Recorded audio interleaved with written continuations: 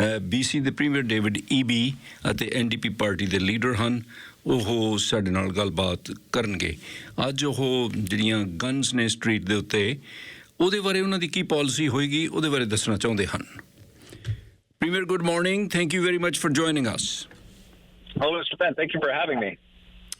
So, what plan does NDP have to keep the guns away from the streets?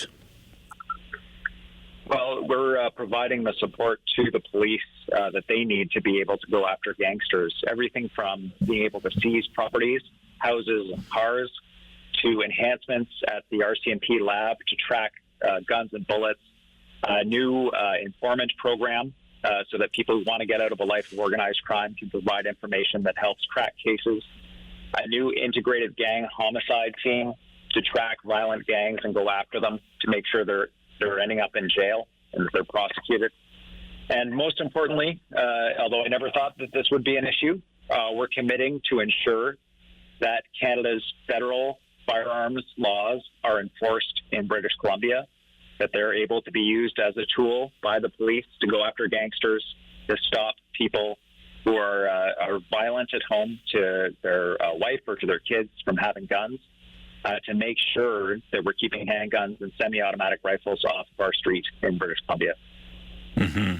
Could you clarify the Bill C-21?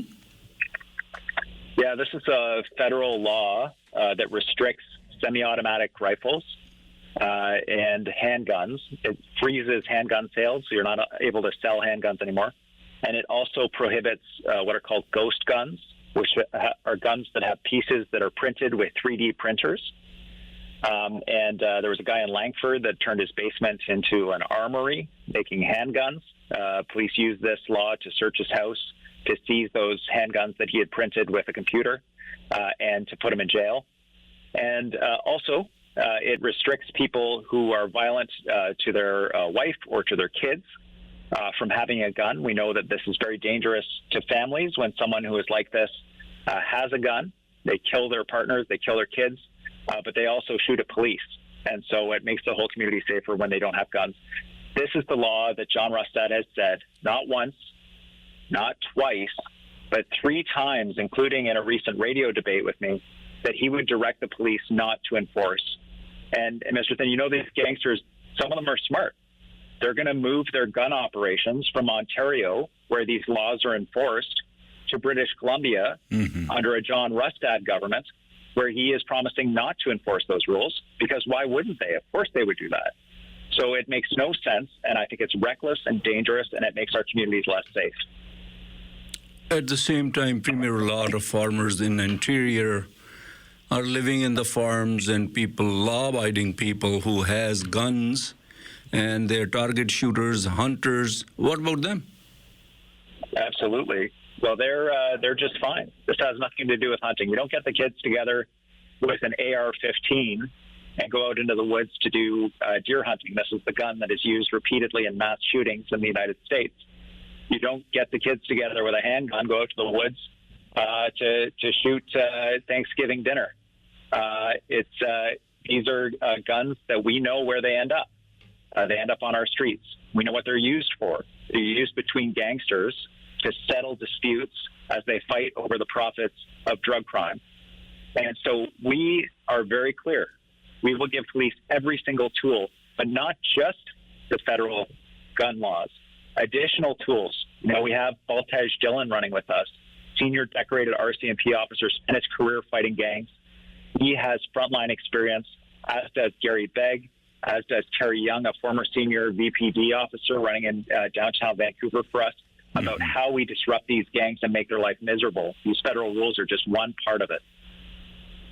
How will this plan restrict sale and purchase of the illegal guns, Premier? It prohibits the sale of handguns or any of these guns.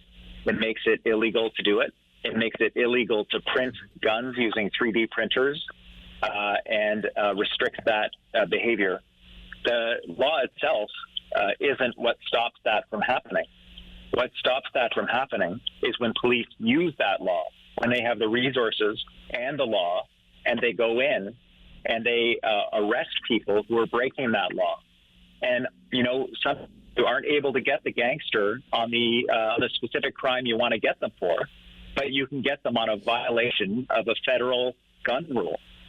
And what John Rustad wants to do is take that tool away from police that they use to disrupt criminal organizations, to stop them from doing the things that they're doing to make their life miserable. Why would you take away a tool that it helps police make our communities safer? It makes no sense. And in addition to making no sense on that front, why would you take away supports for British Columbians that make their life more affordable? He is continually coming out with these bizarre positions that make life less safe, less affordable for people. He still hasn't released a costed platform. He is reckless with his policies in a way that will make our communities less safe. Anything in closing? Mr. Finn, there's actually a lot of discussion right now about car insurance, if you can imagine. We're talking about all kinds of weird stuff that I didn't expect to talk about in this election, but I thought we would all be in agreement that having some of the lowest car insurance rates in Canada was a good thing.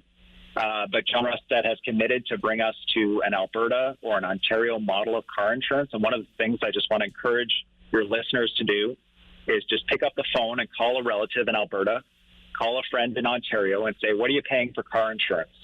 And you will hear instantly why I am so opposed to John Rustad's proposed changes around car insurance, because you will be paying as much as double for your car insurance in British Columbia if he makes these changes.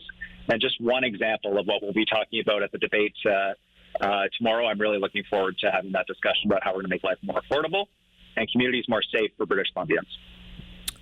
Thank you very much. I'm sure we'll talk again, and good luck with your debate tomorrow. Thank you for having me on. Good to talk to you, Mr. Thin. Bye-bye. Premier David Eby ਗੱਲਬਾਤ ਕਰ ਰਹੇ ਸਨ। ਉਹ ਗਨਜ਼ ਦੀ ਗੱਲ ਕਰਕੇ ਗਏ ਨੇ ਤੇ ਉਹ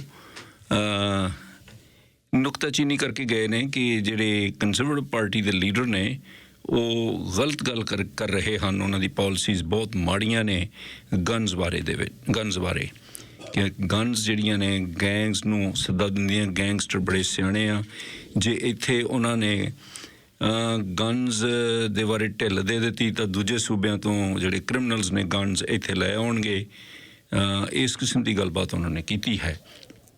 ਉਹ ਕਹਿੰਦੇ ਕਿ ਕਈ ਖਤਰਨਾਕ ਗਨਜ਼ ਨੇ। ਮੈਂ ਉਹਨਾਂ ਨੂੰ ਪੁੱਛਿਆ ਵੀ ਸੀ ਜਿਹੜੇ ਲਾ ਅਬਾਈਡਿੰਗ ਸਿਟੀਜ਼ਨ ਨੇ, ਉਹ ਕਹਿੰਦੇ AR-15 ਉਹਨਾਂ ਨੇ ਕੀ ਕਰਨੀ ਆ। ਸੋ ਇਸ ਤਰ੍ਹਾਂ ਦੀ ਗੱਲਬਾਤ ਹੈ। ਗਨਜ਼ ਦੇ ਬਾਰੇ ਵੀ ਉਹਨਾਂ ਨੁਕਤਾਚੀਨੀ ਕੀਤੀ ਹੈ। ਜਾਂਦੇ ਜਾਂਦੇ ਉਹ ICBC ਬਾਰੇ ਵੀ ਨੁਕਤਾਚੀਨੀ ਕਰ ਗਏ ਨੇ, ਕਿਉਂਕਿ ਜੌਨ ਰਸਟਡ ਚਾਹੁੰਦੇ ਨੇ ਕਿ ICBC ਦੀ ਮੋਨੋਪੋਲੀ ਨਾ ਰਹੇ, ਇਹਦੇ ਮੁਕਾਬਲੇ ਦੇ ਵਿੱਚ ਪ੍ਰਾਈਵੇਟ ਕੰਪਨੀਜ਼ ਵੀ ਆਉਣ। ਸੋ NDP ਨੇ ਕਰਾਊਨ ਕਾਰਪੋਰੇਸ਼ਨ ਬਣਾ ਰੱਖੀ ਹੈ। ਸੋ ਤੁਹਾਨੂੰ ਪਤਾ ਹੀ ਹੈ ਕਿ ਦੋਨੇ ਪਾਰਟੀਆਂ ਦੇ ਵੱਖ-ਵੱਖ ਪਲੇਟਫਾਰਮ ਨੇ, ਵੱਖ-ਵੱਖ ਪਾਲਿਸੀਜ਼ ਨੇ। ਸੋ ਹਰ ਇੱਕ ਪਾਰਟੀ ਆਪਣਾ ਆਪਣਾ ਪਲੇਟਫਾਰਮ ਦੱਸ ਰਹੀ ਹੈ।